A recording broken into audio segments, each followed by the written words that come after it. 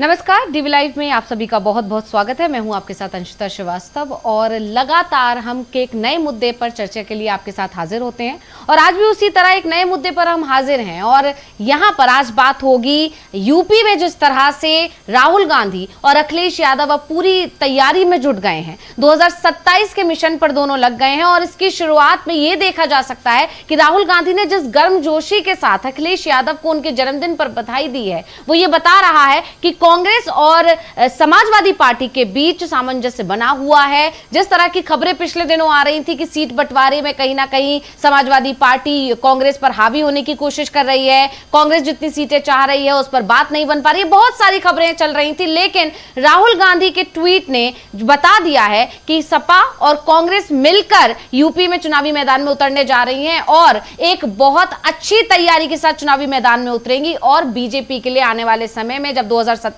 में यूपी विधानसभा चुनाव होगा तो बहुत ज्यादा चुनौतियां देखने को मिलेंगी। तो राहुल गांधी ने बाकायदा एक ट्वीट किया अखिलेश यादव के जन्मदिन पर। हम चाहेंगे कि वो ट्वीट, तो यहां पर आप देख सकते हैं राहुल गांधी का ट्वीट इस वक्त स्क्रीन पर है, जिसमें उन्होंने लिखा है, जन्मदिन की बहुत बहुत बधाई अखिलेश यादव जी।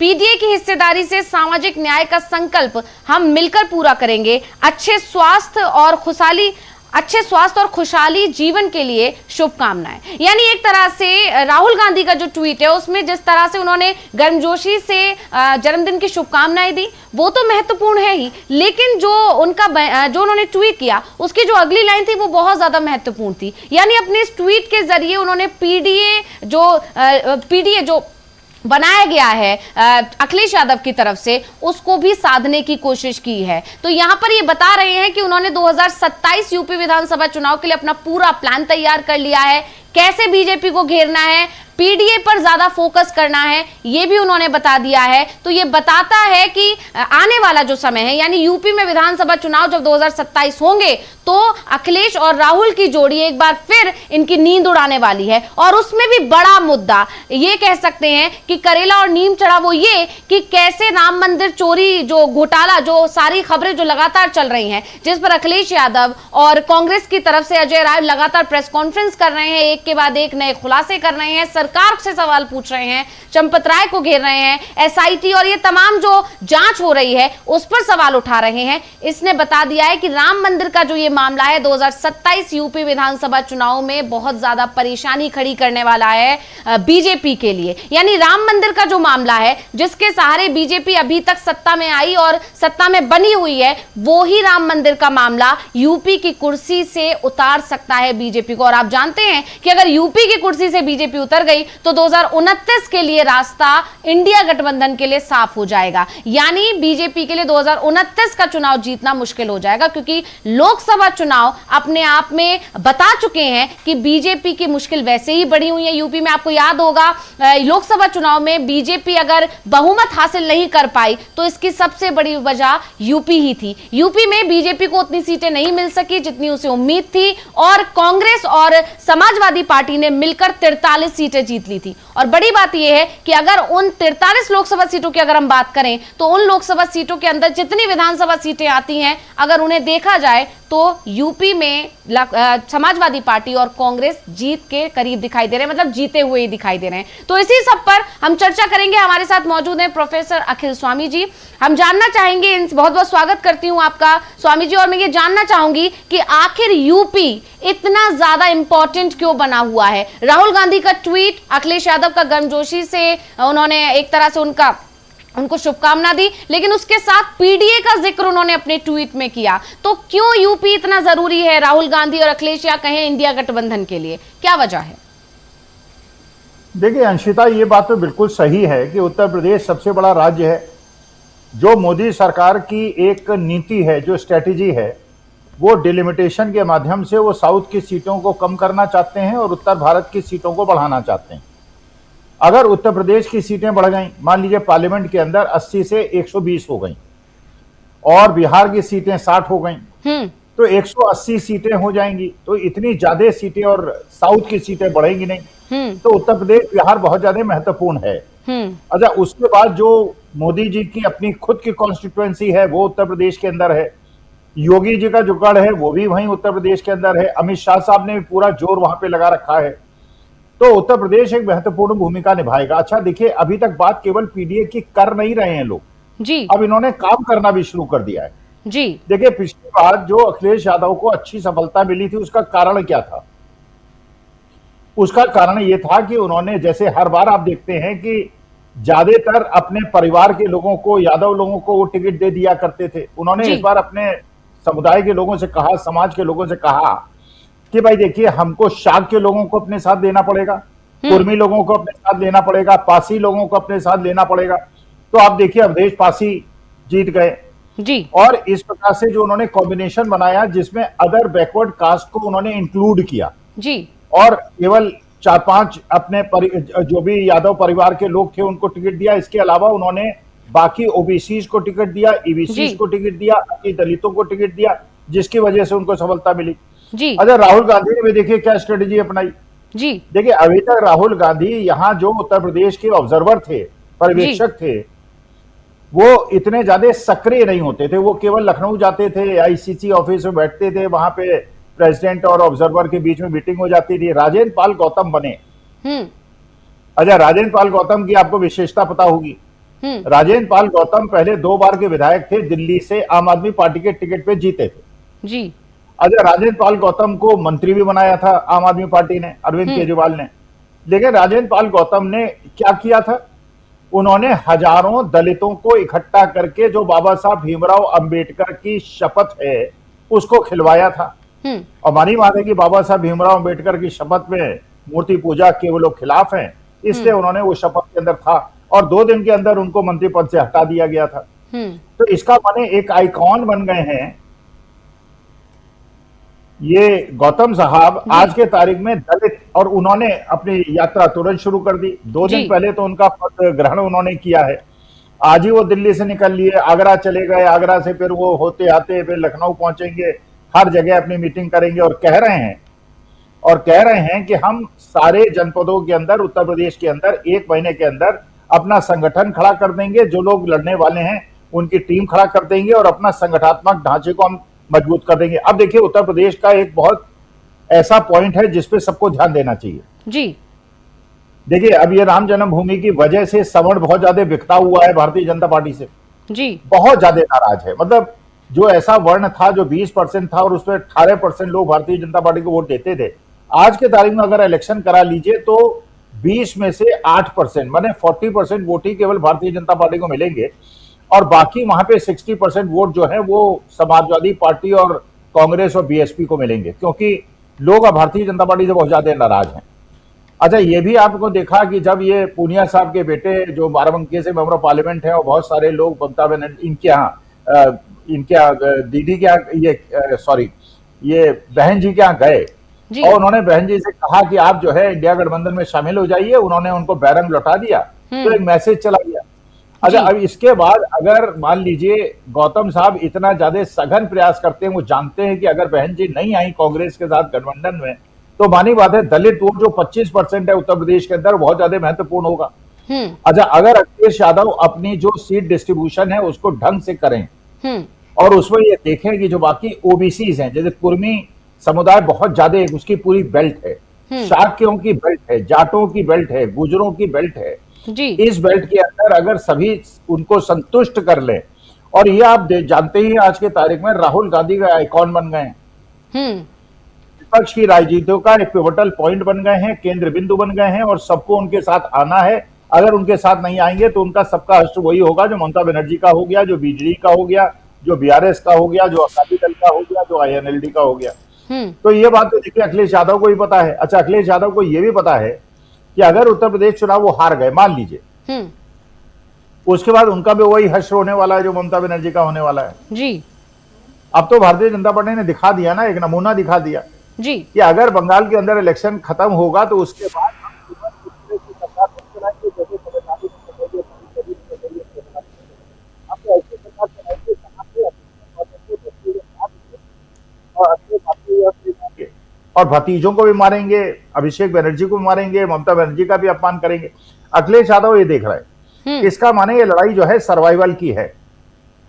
जी तो राहुल गांधी राजेंद्र पाल गौतम के माध्यम से जो कर रहे हैं, और अखिलेश यादव अगर पीडीए के अंदर वास्तविकता में जो अदर बैकवर्ड कास्ट हैं, ईबीसीज हैं और अति दलित हैं, उनको साधते हैं। और क्योंकि राजेंद्र पाल गौतम जो है जिस समुदाय से आते हैं वो बहनजी वाला समुदाय है और करीब 10% है उत्तर प्रदेश के अंदर, वो बड़ा महत्वपूर्ण है। तो अखिलेश यादव अति दलितों का ध्यान रखें और इधर से दलित कंसोलिडेशन। और ये भी बात बिल्कुल सही है आज की तारीख में, सवर्ण उसी को वोट देगा जो जीतेगा, मुसलमान उसी को वोट देगा जो जीतेगा, हारने वाले को कोई वोट नहीं देता। तो ये मानी बात है। अच्छा, ओवैसी साहब ने भी अपना दांव फेंक दिया है, सब जानते ही हैं। ओवैसी साहब तो भारतीय जनता पार्टी के सबसे बड़े समर्थक हैं जी, माने उनके सबसे बड़े पोस्टर बॉय हैं। तो उन्होंने कह दिया है कि भाई अखिलेश अगर हमें नहीं करेंगे, हम दरी नहीं बिछाएंगे, हमें तो आप समझौता कीजिए। वो जानते हैं कि उनके साथ समझौता समाजवादी पार्टी कांग्रेस नहीं कर सकती। जिस दिन समझौता करेगी उस दिन भारतीय जनता पार्टी मजबूत हो जाएगी। ये कह के हिंदू मुसलमान कंसोलिडेशन ओवैसी साहब के पूरे पहले के भाषण दिखा दिखा के, तो ये बात ओवैसी से समझौता हो नहीं सकता। ओवैसी साहब को पिछले 3-4 इलेक्शन में 0.5% ज्यादा वोट नहीं मिला है, लेकिन वो उन्हीं जगहों पे इलेक्शन लड़ाते हैं जहां मुसलमान कंसोलिडेशन है जी, और अपना मुसलमान कैंडिडेट वहां खड़ा कर देते हैं, जिससे 15-20 हजार वो वोट ले लेता है और 3-4 हजार वोट से समाजवादी पार्टी हार जाती है। तो मेरे ख्याल से अखिलेश यादव और राहुल गांधी के बीच का कॉम्बिनेशन तो बहुत बढ़िया बन गया है।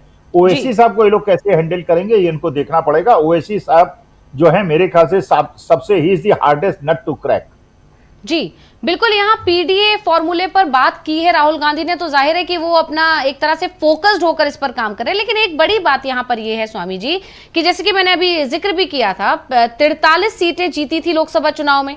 लोकसभा चुनाव के नतीजों ने ये बता दिया था कि बीजेपी की हालत अब यूपी में खस्ता हो चुकी है, नाराजगी बढ़ रही है, जिसका जिक्र भी अभी आपने किया। सवर्ण भी नाराज हैं और पीडीए तो पहले ही थोड़ा सा छिटका हुआ दिखाई देता है। तो ये सारी चीजें अब लोकसभा चुनाव के अगर उन 43 सीटों की बात जो कर रहे हैं हम लगातार, जो अभी कांग्रेस और समाजवादी पार्टी के पास हैं, वो सीटें अगर उनकी विधानसभा सीटों के में जाएं तो उतनी सीटें जीत चुके हैं। यानी कांग्रेस, अगर आज की स्थिति देखी जाए तो कांग्रेस और समाजवादी पार्टी मिलकर जीते हुए हैं। तो बीजेपी इन 43 सीटों पर भी तो फोकस करेगी जीतने के लिए। मतलब इन 43 सीटों को क्या बीजेपी छोड़ देगी? मतलब इतनी आसानी से तो नहीं छोड़ेगी बीजेपी, उसके लिए बीजेपी भी कोई फॉर्मूला तैयार करेगी। तो कैसे इस चीज पर, इस चुनौती को मतलब संभाल पाएंगे अखिलेश और राहुल गांधी? देखिए, कोशिश तो भारतीय जनता पार्टी भी करेगी, समाजवादी पार्टी भी करेगी, राहुल गांधी भी करेंगे, सब करेंगे। लेकिन असली मुद्दा यह है, देखिए इलेक्शन तो सारे अपनी मेहनत से लड़ेंगे जी, असली मुद्दा होता है स्ट्रेटेजी का, कि स्ट्रेटेजी आपके पास क्या है। देखिए भारतीय जनता पार्टी के साथ जो इस समय सबसे बड़ी मुश्किल है, ये जो राम जन्मभूमि का मुद्दा उठ गया है, ये इलेक्शन के 7 महीने पहले उठ गया है और इसको डाई डाउन अब नहीं किया जा सकता। अब तो भारतीय जनता पार्टी वाले केवल एक ही बात कर रहे हैं, चाहे विधि राखे राम ताहे विधि रहिए। इसमें भी भगवान राम की कोई अपनी कला होगी उनके। भाई भगवान राम जो है अपने मंदिर के अंदर, अपने घर के अंदर जो भक्त अपने को कहते थे उसे डकैती चोरी थोड़ी करवाएंगे। और जिस प्रकार से समाज के अंदर आपने देखा सी वोटर का सर्वे आपने देखा जी, यशवंत देशमुख जो नानाजी देशमुख के दौहित्र हैं, उनके उसके अंदर जो निकला है 50% भारतीय जनता पार्टी के कट्टर समर्थक भी आज के तारीख में ये मानते हैं कि भारतीय जनता पार्टी को राम जन्मभूमि के मामले में नुकसान उठाना पड़ेगा। माने जितने भारतीय जनता पार्टी के अपोनेंट कहते हैं उतने ही भारतीय जनता पार्टी के सपोर्टर कहते हैं।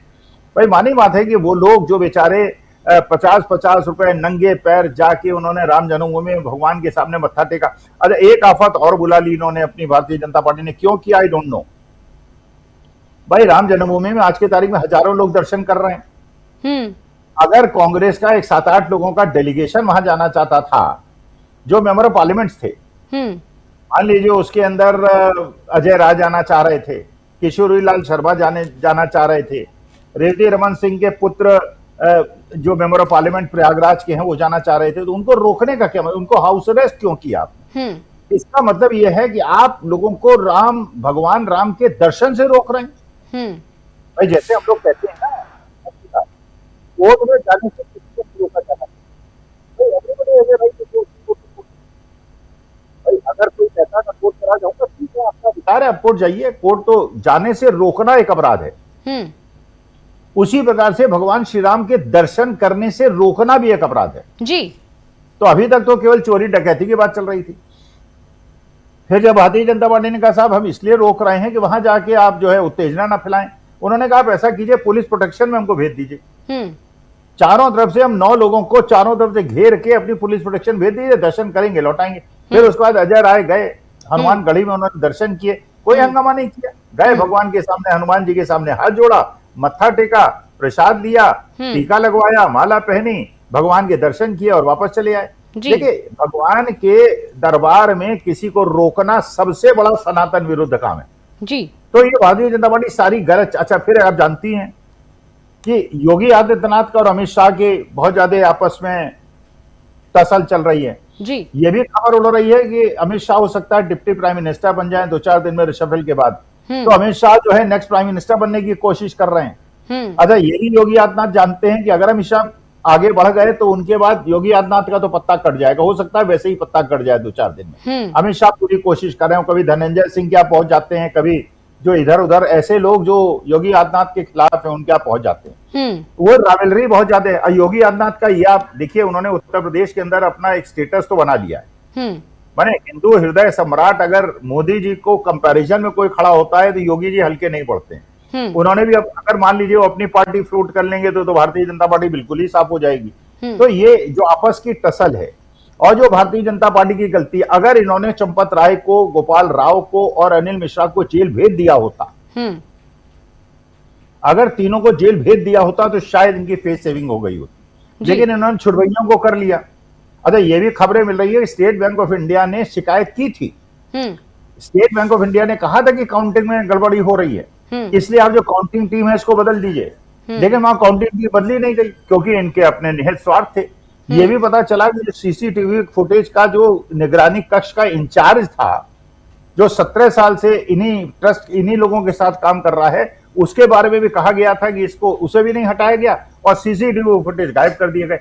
तो जितने भी सर्कमस्टेंशियल एविडेंसेस हैं वही प्रूव कर रहे हैं ये बिल्कुल योजनाबद्ध डकैती हुई थी। और इस योजनाबद्ध डकैती में क्योंकि हिंदुओं का मन सबसे ज्यादा दुखा है और हिंदू ही भारतीय जनता पार्टी का वोटर है, और क्योंकि कांग्रेस की रणनीति वही पीडीए को कंप्लीट करने की है।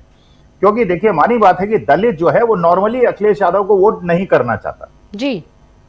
पिछली बार आपने मेरठ के अंदर देखा, बिजनौर के अंदर देखा, नगीना के अंदर देखा कि जहां पे वोट पड़े हैं सपा कांग्रेस कॉम्बिनेशन को बिकॉज ऑफ कांग्रेस। तो अब ये राहुल गांधी भी जैसे जा रहे हैं प्रयागराज, आप देखिएगा वहां कितनी भीड़ होगी, लाखों की भीड़ होगी, बड़ी भीषण भीड़ होने वाली है मैं जानता हूं। और उसके बाद पूरी फिजा बदल जाएगी। तो अखिलेश यादव और राहुल गांधी का जो कॉम्बिनेशन है और इनका जॉइंट मूव जो है वो अपोजिशन यूनिटी के लिए और देश के संविधान और बच्चों के भविष्य को बचाने के लिए बहुत ज्यादा आवश्यक है।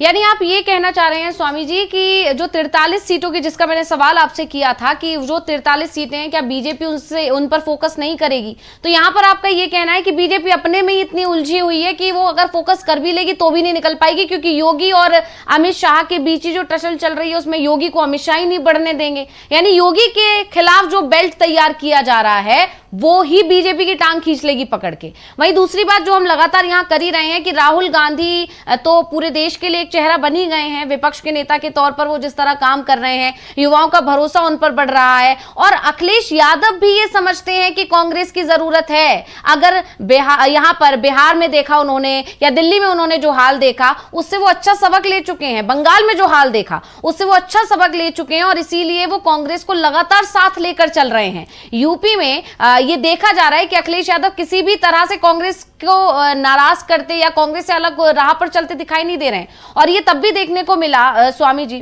जब क्या कहते हैं लगातार ये पश्चिम बंगाल में जो इलेक्शन चल रहे थे उस दौरान अखिलेश यादव नहीं गए, जबकि इससे पहले जब हुआ था तो बंगाल में ममता बनर्जी के साथ अच्छे तौर पर वो शामिल भी हुए थे। ममता बनर्जी भी इधर आती रही हैं अखिलेश यादव के लिए, लेकिन क्योंकि वहां पर कांग्रेस और दोनों मतलब कांग्रेस और ममता बनर्जी के बीच में, क्योंकि वो आमने सामने वहां पर लड़ रहे थे, तो अखिलेश यादव ने दूरी बना ली उस इलेक्शन से। यानी वो कांग्रेस को नाराज नहीं करना चाहते हैं किसी भी तरह से। देखिए, भारतीय जनता पार्टी ये बात बिल्कुल सही है कि पूरी कोशिश करेगी। देखिए, कोशिश तो जितनी पॉलिटिकल पार्टीज और इस बार स्टेक बहुत ज्यादा हाई है जी, भारतीय जनता पार्टी के लिए भी बहुत ज्यादा हाई है और अपोजिशन के लिए भी बहुत ज्यादा हाई है। भाई पहले सोचा जा रहा था कि ममता बनर्जी शायद कुछ कमाल करें, लेकिन वहां पे एसआईआर और चुनाव आयोग के माध्यम से सेंट्रल रिजर्व पुलिस के माध्यम से सब कुछ हुआ, सबने देखा। अगर यही कोशिश उत्तर प्रदेश के अंदर होगी उत्तर प्रदेश के अंदर भी 2-2.5 लाख सेंट्रल रिजर्व पुलिस के लोग भेजे जाएंगे, वहां भी काउंटिंग सेंटर के लोग मार मार के भगाया जाएगा। तो ये बात अखिलेश यादव को भी पता है और ये बात राहुल गांधी को भी पता है कि अगर मिलजुल के नहीं लड़े तो देखिए कोशिश तो सब करेंगे। अगर ये भी कोई बड़ी बात नहीं है कि साहब वो इतनी सीटें मिली थी इसलिए विधानसभा की सीटें मिल जाएंगी, क्योंकि आपने महाराष्ट्र के अंदर देख लिया वो तो फॉर्मूला नहीं चला जी, इसलिए नहीं चला। वहां विकास अघाड़ी ने स्वीप किया था, लेकिन उसके बाद वो एक एक हॉस्टल के अंदर 5-5 हजार वोट डाले गए, लाखों वोट निकाले गए, लाखों वोट जोड़े गए। SIR का भी उत्तर प्रदेश का खेल आप देखिएगा क्या होता है। और वहां पे महायुति जीत गई, स्वीप कर दिया उसने असेंबली के अंदर। उसके बाद उन्होंने शिवसेना को भी तोड़ दिया। बात चल रही है शरद पवार की पार्टी को तोड़ने की। तो देखिए ये बात खतरे इनको भी पता है, अपोजिशन वालों को पता है, तो दोनों की तरफ से ये जान की लड़ाई है। लेकिन जो भारतीय जनता पार्टी के लिए ऐसा मुद्दा है जिसको कंट्रोल करके भी वो कंट्रोल नहीं कर सकते जी, वो है राम जन्मभूमि के अंदर चोरी का। जी बिल्कुल, और हाँ बिल्कुल मैं अगले इसी सवाल पर आने वाली थी, लेकिन उससे पहले हम अखिलेश यादव का एक बयान सुन लेते हैं जो उन्होंने आज प्रेस कॉन्फ्रेंस की और किस तरह से उन्होंने बीजेपी पर हमला बोला है, सुनते हैं उसे। जो जनता ने वोट से बचा लिया, जो जनता ने वोट से संविधान बचा लिया था, अब बीजेपी सांसदों को तोड़ करके संविधान बदलना चाहती है। और ये बड़ा सवाल है, और यूं तो हम कहें कि मर्यादा का पहला नाम तो पहला भगवान प्रभु श्री राम है और दूसरा नाम मर्यादा का संविधान है, और भारतीय जनता पार्टी तो दोनों को दगा दे रही है। तो अभी हम सुन रहे थे अखिलेश यादव को, आज उनका जन्मदिन है और उस दिन उन्होंने प्रेस कॉन्फ्रेंस की, सबके जिन्होंने भी उनको शुभकामनाएं दी उन्होंने धन्यवाद किया, लेकिन इसके साथ ही बीजेपी पर हमले बोले और इसमें राम मंदिर का मुद्दा उन्होंने उठाया, संविधान का मुद्दा उठाया उन्होंने। यहाँ एक बात गौर करने वाली है स्वामी जी इस बयान में कि संविधान का मुद्दा ही राहुल गांधी ने लोकसभा चुनाव के दौरान उठाया था, जब बीजेपी 400 पार का नारा लगा रही थी और राहुल गांधी हर जगह जाकर यही कह रहे थे कि अगर बीजेपी 400 पार लेकर आ जाती है तो संविधान को बदल देगी, और वही बात कहीं ना कहीं जनता को समझ में आई। नतीजा बीजेपी 400 पार तो दूर बहुमत भी नहीं छू पाई थी। तो यहां पर उसी मुद्दे को एक बार फिर अखिलेश यादव उठा रहे हैं, यानी अखिलेश यादव उसी लीग पर चल रहे हैं जो लोकसभा चुनाव में इंडिया गठबंधन लेकर चली थी। ये एक बड़ा सवाल यहां पर दिखाई दे रहा है। देखिए अंशिता, ये बात बिल्कुल सही है कि 400 सीटें उन्हें नहीं मिली और संविधान नहीं बदल पाए, लेकिन वो स्थिति तो उन्होंने बाद में पैदा कर दी जी। भाई अगर उन्हें 240 सीटें मिली लेकिन उन्होंने TMC को तोड़ दिया, उन्होंने शिवसेना को तोड़ दिया, मतलब आज के तारीख में उनका पैसा है, उनके पास पूंजीपति है, उनके पास गुंडे हैं, बदमाश हैं, चुनाव आयोग है, पुलिस है, एडमिनिस्ट्रेशन है, सब कुछ उनके पास है।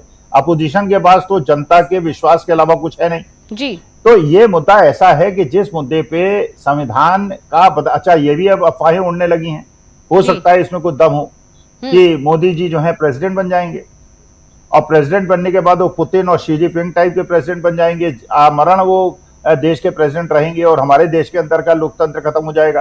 अच्छा, ये बात जनता समझती है कि भाई इतने तोड़फोड़ की जरूरत क्या थी? भाई TMC को तोड़ने की क्या जरूरत थी? शिवसेना को तोड़ने की क्या जरूरत थी? आपके पास मेजोरिटी तो थी, 293 सीट तो अभी भी आपके पास सपोर्टर्स हैं, तो 293 सपोर्टर्स हैं, तो तोड़ क्यों रहे हैं? इसका माने आप 2/3 मेजोरिटी चाहते हैं और कॉन्स्टिट्यूशन को बदलना चाहते हैं और अपने आप प्रेसिडेंट बन के बैठना चाहते हैं। तो ये सारी चीजें मैसेज, लेकिन जो असली खतरा है, मैं बाकी खतरों से नहीं, आज के तारीख में मैं जो सेंटिमेंट देख रहा हूं और जिस प्रकार मैं देख रहा हूं भारतीय जनता पार्टी के लोग इतने डिफेंसिव में आ गए हैं और जो अपोनेंट हैं वो बिल्कुल एग्रेशन में आ जाए हैं। सोशल मीडिया में भी भारतीय जनता पार्टी वाले मुकाबला नहीं कर पा रहे हैं। वो डरता हूं मैं केवल चुनाव आयोग के कार्य प्रणाली से कि अगर अखिलेश और राहुल ने इसको हैंडल नहीं किया तो फिर इलेक्शन रिजल्ट फिर वही होगा जो TMC का बंगाल के अंदर हुआ।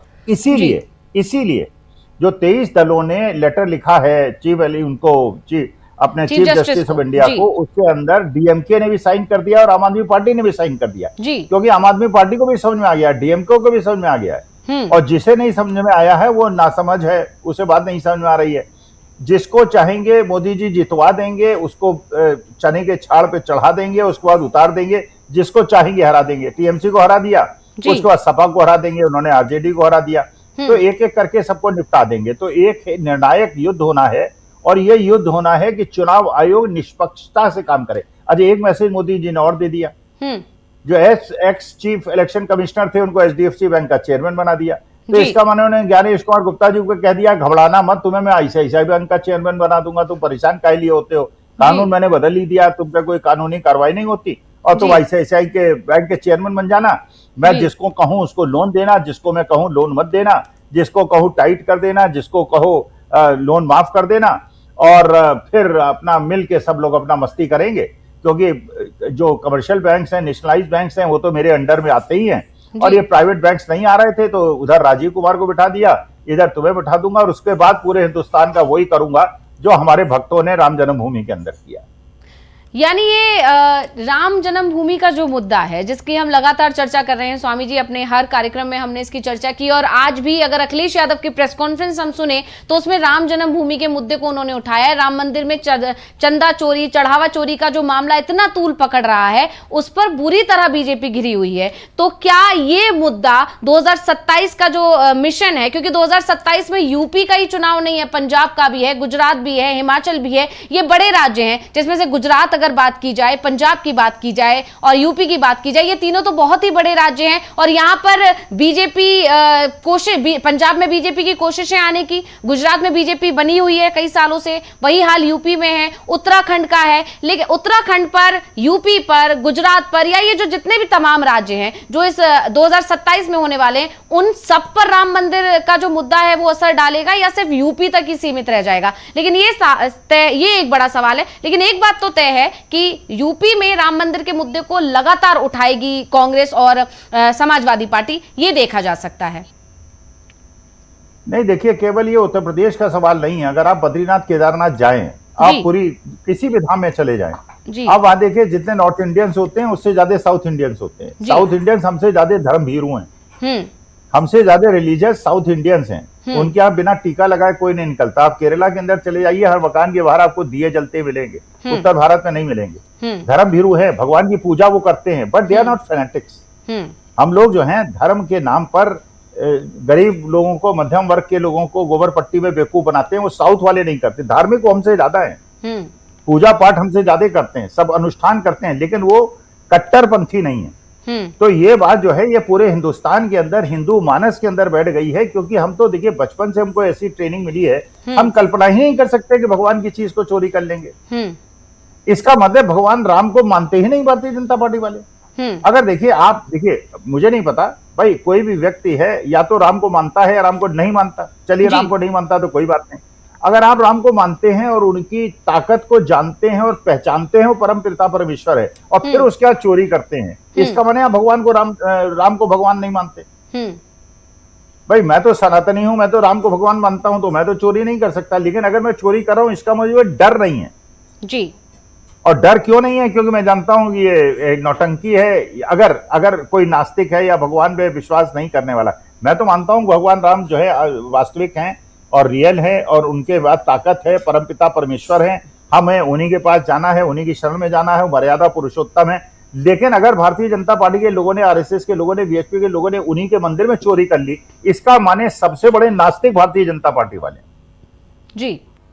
यानी साफ है कि ये जो मुद्दा है, यानी राम मंदिर का मुद्दा 2027 यूपी विधानसभा चुनाव में तो उठेगा ही, और इसका असर जो दूसरे विधानसभा जो राज्य हैं जहां पर विधानसभा के चुनाव होने उस पर भी पड़ेगा। यानी 2027 के सभी चुनावों पर राम मंदिर का मुद्दा गरमाया रहेगा और बीजेपी के लिए मुश्किलें बढ़ने वाली हैं। बहुत बहुत धन्यवाद स्वामी जी इस तमाम जानकारी देने के लिए और इस कार्यक्रम में बने रहने के लिए। इसके साथ ही बहुत बहुत धन्यवाद मेरे तमाम दर्शकों का इस कार्यक्रम में बने रहने के लिए। लेकिन एक बड़े सवाल के साथ जो आज का कार्यक्रम है उसे समाप्त करूंगी, और वो सवाल यही है कि 2027 के लिए मिशन यूपी पर लग तो गए हैं अखिलेश और राहुल, लेकिन जिस तरह से स्वामी जी कह रहे थे कि चुनाव आयोग से बचना भी बहुत ज्यादा जरूरी है। यानी सिर्फ राम मंदिर का मुद्दा, क्या चुनाव आयोग जिस तरह से आरोप लगते हैं कि बीजेपी के साथ मिलीभगत करता है, जिस तरह से बंगाल में खेल किया, जिस तरह बिहार में किया, जिस तरह और तमाम राज्यों में खेल करता है चुनाव आयोग, क्या राम मंदिर का मुद्दा चुनाव आयोग के इस खेल पर भारी पड़ पाएगा? ये एक बड़ा सवाल है। लेकिन फिलहाल ये है कि राहुल गांधी और अखिलेश यादव ने अभी से मोर्चा संभाल लिया है, कमर कस ली है यूपी विधानसभा चुनाव के लिए, और अगर यूपी बीजेपी के हाथ से गई तो 2029 का रास्ता अपने आप साफ हो जाएगा। और ऐसे ही कई और सवालों के साथ फिर हाजिर होंगी मैं, तब तक के लिए मुझे दीजिए इजाजत। नमस्कार।